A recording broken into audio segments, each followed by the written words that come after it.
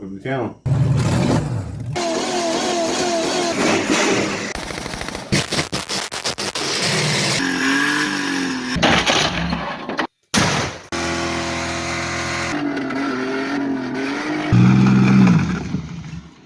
Little update on the PET Cruiser.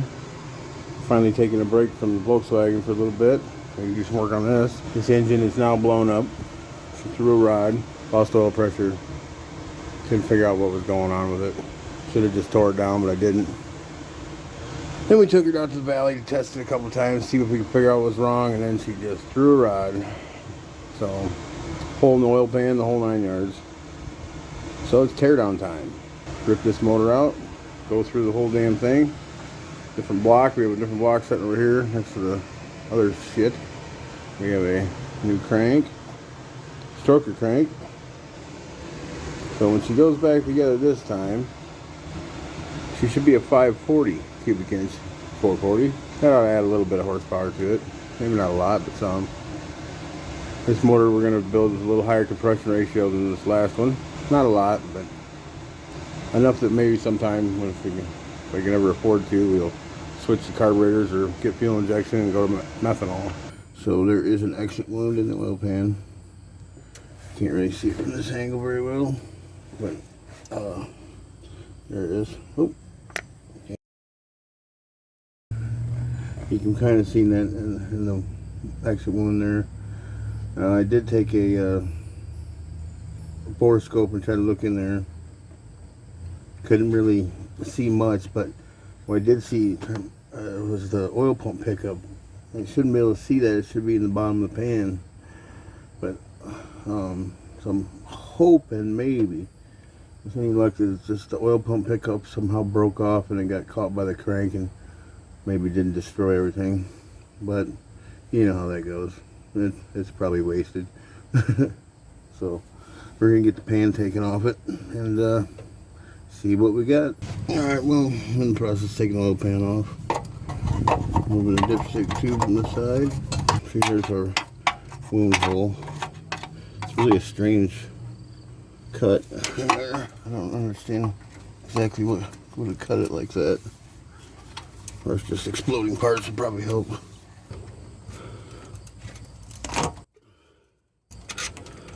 Okay, breaking loose.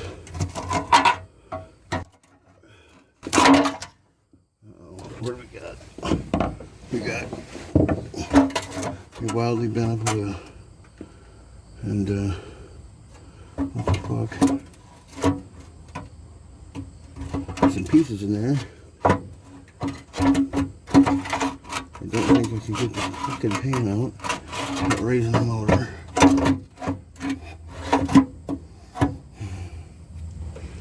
I don't see anything in there. Rack through there. Oh, it's hard to tell. Alright, I have to investigate this further. 1, 2 rods there. Oh shit, ouch. That was sharp. There we go. There's one missing there. Crankshaft's completely annihilated. It looks like it would be on this side. I guess. As you can see in there better. It must have went up in the cylinder. Yep, it did. It's hanging there. Broken off. What the fuck? I wonder why that rod broke. I just don't understand why it broke. It had oil pressure. I'm gonna see if I can get the guts out of the pan. Oh, we have a rod bolt. See that there? Beautiful. Yep. And it is very broken. Some big pieces.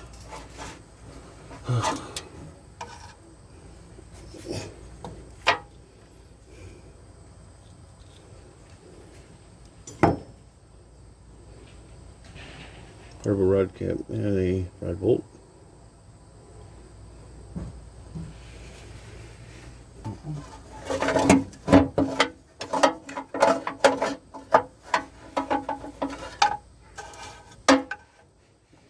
Oh, guess it wasn't part of the rod cap. That's part of the rod. There's a complete rod cap.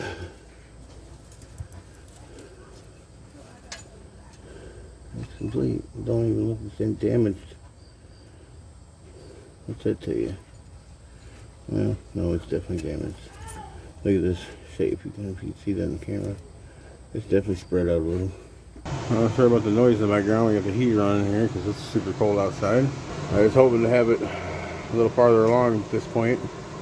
Means it's a week before Christmas, and I'm just now starting on it. And it's been blown up since August. So it's very into August. So yeah. And as you can see by the rust on the bolt heads here, he's been sitting outside, unfortunately, because my garage just is not big enough for 2 cars. It's barely big enough for 1.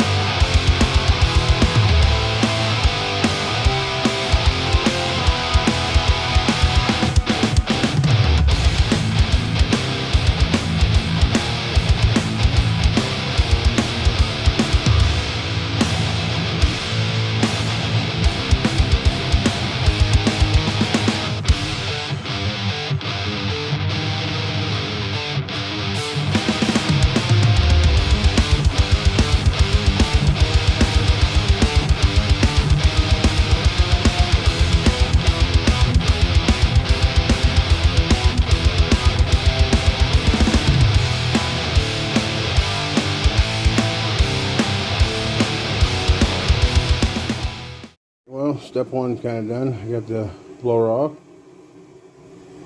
There's my homemade blower intake manifold that we will be replacing this time because I have a new one.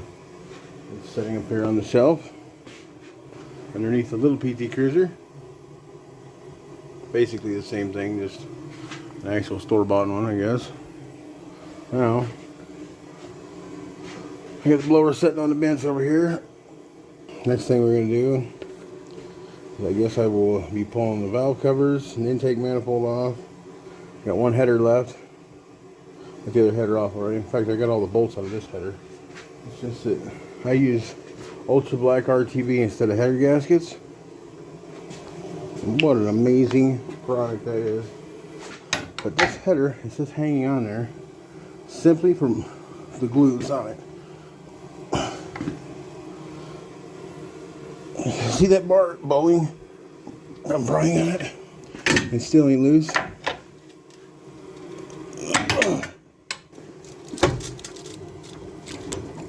Wait, move it a little bit.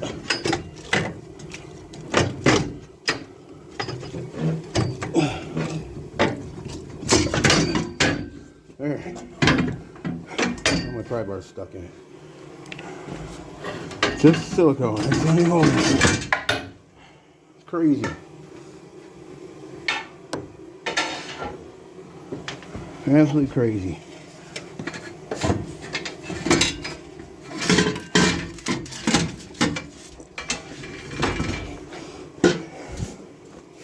See that? Ultra black silicone. Oh shit. Stupid camera. Well, anyways, now that I have the header off, that's nice. And get the distributor out. Valve covers off, intake out of the way, some leaves out of the way. Probably even pull the hot upper radiator hose. I got the lower one off already. Everything's been drained for quite some time. You know, it didn't have any coolant in it. It had water, so I had to drain that all out. So, yeah. Anyways, I guess we'll go back to the time-lapse mode and I'll start working again.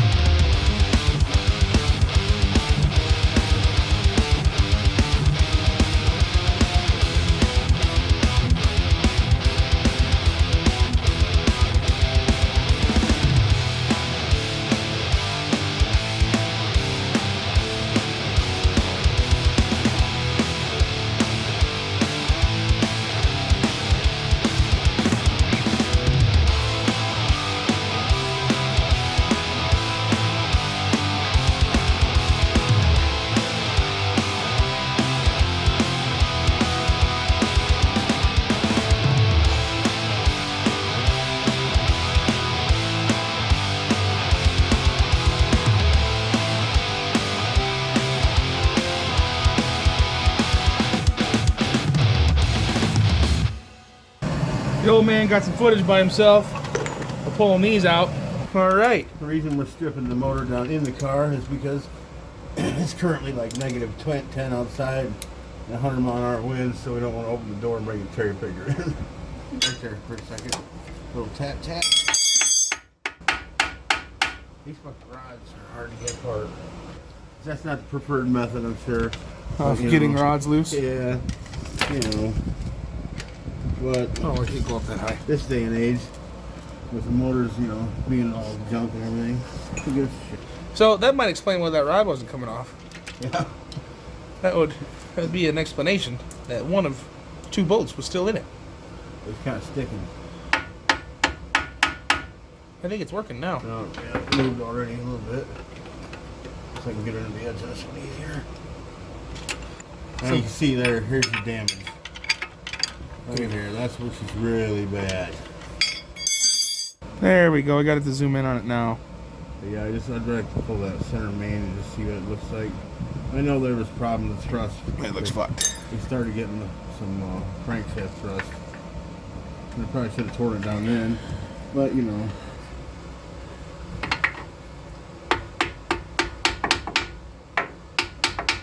You gotta love the iron hammer, the cast iron block.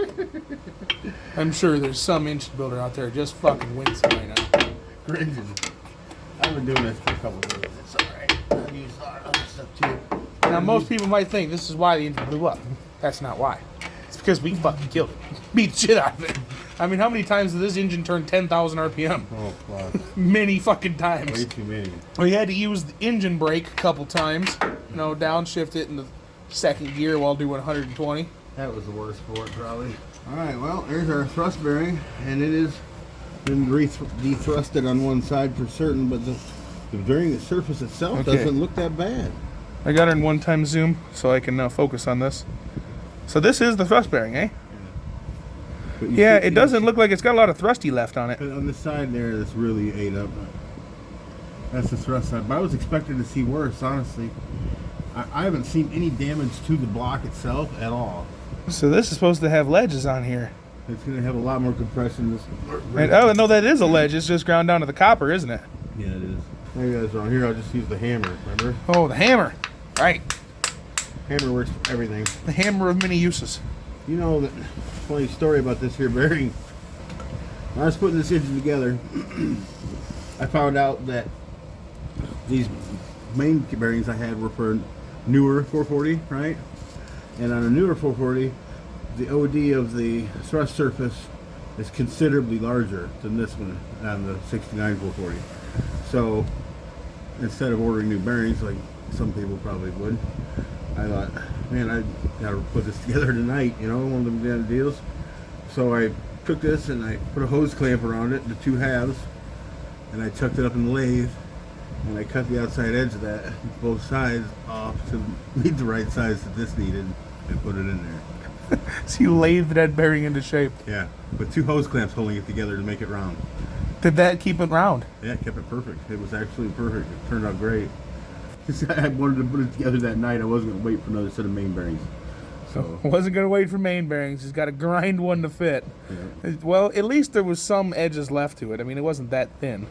Really certain that we were going to see some considerable destruction in this main bearing here. And surprisingly, it's not. It did not turn. It's perfectly straight in the bearing, in the block, and then the cap, of course, you know. Yeah, it didn't slip. So it didn't slip at all. That's great news. And this is the one we took off. It's the center one, right? We got 2 more back there. And I don't think, like I said, I do not see any spot in the that's fucked up there. In the block that got damaged, and I don't understand how that's even possible. This is the super block. Oh, wait a minute, I take that back. Now I see a spot. Where? In the bottom of the cylinder wall. There's pretty good gouge. Where? Right up here, number 4? Yeah, number 4 hole, very bottom. Yeah. I didn't have to look at that from the top. There's no way I'm looking at that from there. Right, I just barely see it now. Son of a bitch, it's a wonder it didn't hit the cam. Maybe it did hit the cam. It's really close. Okay, so you said cylinder 4, right? Yep. Let's see if the camera will... Whoa. Oh yeah. You can see your bigger shit this way. It's right by the cam, so if you look at it straight on, it's very apparent what happened there. There we go. Now everyone can see the hole. Right in the top of the cylinder up there. Let's see if I can get the light around. There's a notch.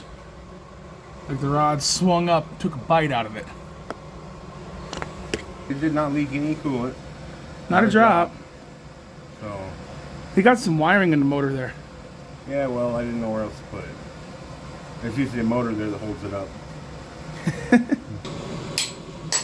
Would you just use to tap that in there? A little bolt. A little bolt? A little bolt. There's one little bolt there. Yeah. Yeah, little bolt.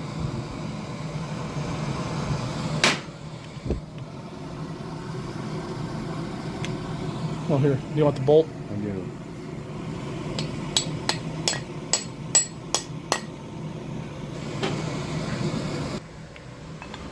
She don't look bad. It's got a little bit of scratch action.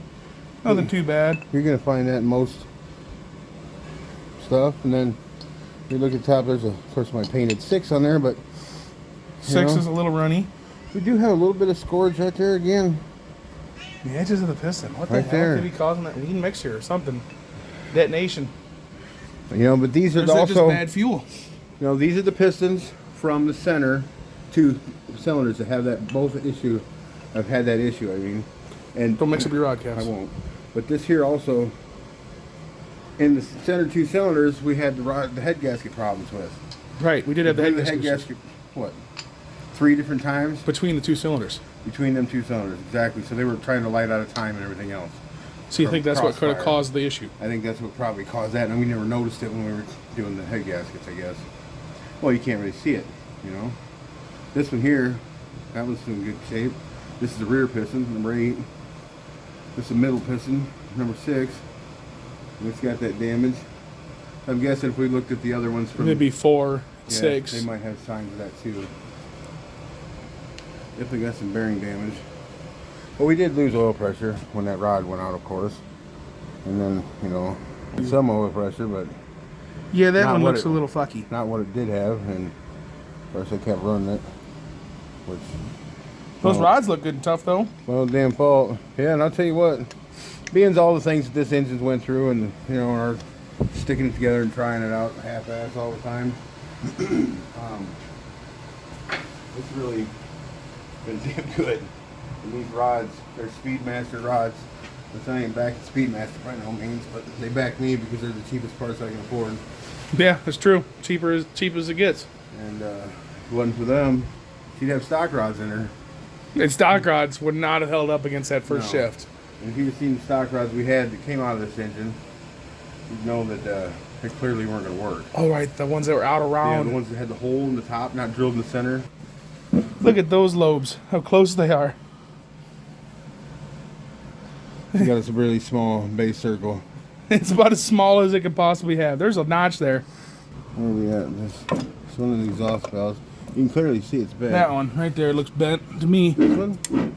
Oh no, that one. The other one almost looks open. Yeah. And here's the hammer mark on the head where the piston was hitting. Not too bad. Really, that's nothing. And it was hitting here a little bit too, you can see. So a little bit of head-on piston contact. They I don't kissed think- just a tiny amount right there on the edge. Yeah, the intake valve did too, but I don't think it bent it. It seems to be fine. Alright, well, anyways, we're gonna call it a night for this whole deal. All right.